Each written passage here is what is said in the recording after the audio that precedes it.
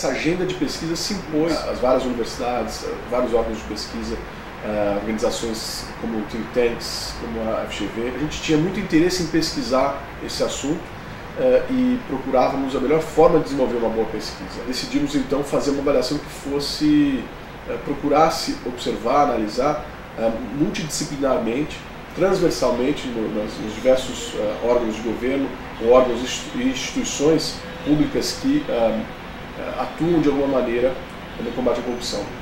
No contexto em que essa pesquisa nasce, o momento que ela nasce é muito oportuno, porque a gente vê, quer dizer, houve as 10 medidas propostas pelo Ministério Público e outras iniciativas nascem. As 10 medidas, na verdade, um processo que ainda em dúvida, relativamente corre o risco de se naufragar, de não chegar ao fim no Congresso Nacional.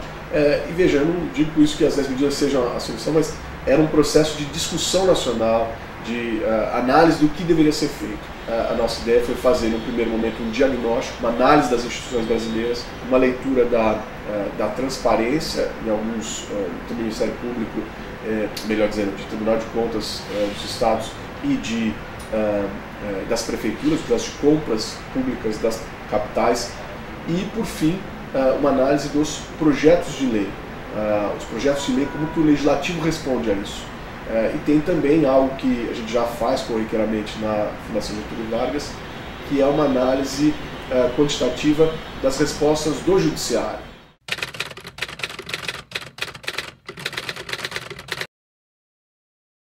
O governo Rino explicitamente passou a controlar suas próprias empresas. A gente viu um caso recente no Reino Unido da punição da empresa Rolls-Royce, que é uma das maiores empresas globais. A formalização desses sinais se deram na criação do que o Reino Unido chamou do Plano Nacional Anticorrupção, o UK Anti-Corruption Plan.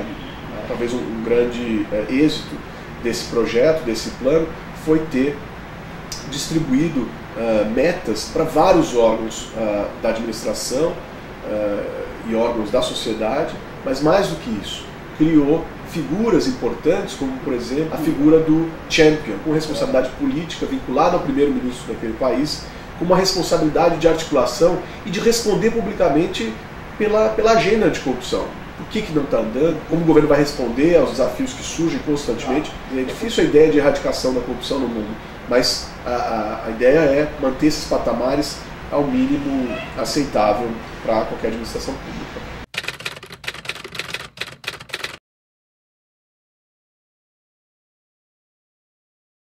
Na Lava Jato há uma sincronia razoável e vem dando bons resultados, mas Polícia Federal e Ministério Público no Brasil há um conflito muito grande, uma disputa que, em termos de competência, quem pode, quem deve investigar certas situações.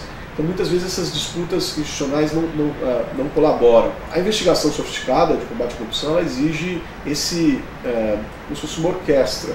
Os vários órgãos funcionando em muita sintonia, com alta troca de informações, e trocar informações muitas vezes é ceder o seu trabalho, é mostrar o que foi descoberto, para que o outro também trabalhe nele. É um instrumento que deve ser criado por lei, que é a figura do whistleblower, no inglês. É bom não confundir com o delator, a delação premiada, né? O delator ele faz uma troca com o Ministério Público, com o juiz, ele é um acusado e é possivelmente responsabilizado por crimes. O caso do whistleblower é uma figura que faz isso de um altruísmo, de boa fé, muitas vezes pode ser no âmbito privado ou no âmbito público, é alguém que se deparou com alguma coisa errada, com alguma prática de corrupção, com uma suspeita de corrupção, resolve levar isso adiante. Então, essa pessoa ela é protegida, ela ganha alguma proteção no seu emprego, ela tem uma garantia de que não vai sofrer retaliações. Esse tipo de medida tem um potencial de impacto cultural, de que a qualquer momento, qualquer pessoa pode se tornar um whistleblower.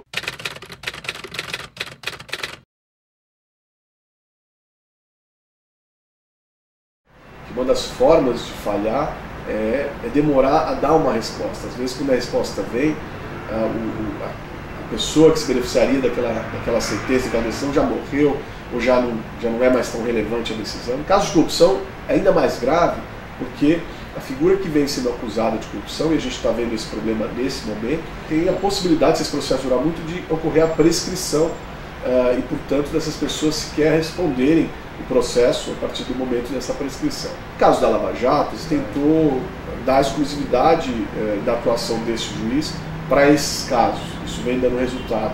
Mas isso é uma solução excepcional, haja vista o volume da Lava Jato. No caso do STF, há problemas nesses casos, porque os deputados, senadores, ministros têm foro por prerrogativa de função. E o foro faz com que uma corte de 11 ministros apenas, que é o Supremo, na verdade uma turma do Supremo, com 5 dos seus ministros, tem que julgar, tem que atuar para responder um número enorme de processos. E é uma corte que não é equipada para isso, mas há algumas soluções possíveis. Por exemplo, reduzir o número de pessoas beneficiadas pelo foro, de modo tal que esses casos que travam, que sobrecarregam o Supremo, eles fossem redistribuídos para outras varas com mais capacidade de processamento. Outros caminhos possíveis seriam capacitar, criar varas específicas ao Brasil afora para certos tipos de crimes.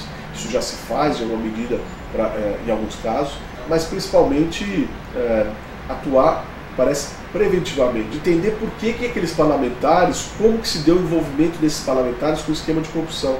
Se a gente entende como esse envolvimento se dá, em que momento ele geralmente acontece, a atuação tem que ser antes desse momento acontecer. E parece que o melhor caminho é, por um lado, fazer com que esses processos consigam chegar mais rapidamente ao seu fim.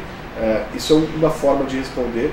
A outra é, como eu disse, atuar nos momentos anteriores, fazer diagnóstico, entender onde e como eles acontecem e atuar para impedir que esse momento da formação da organização criminosa ou do acordo de corrupção, isso seja identificado ou sequer aconteça. É um trabalho difícil, mas acho que esse é o caminho.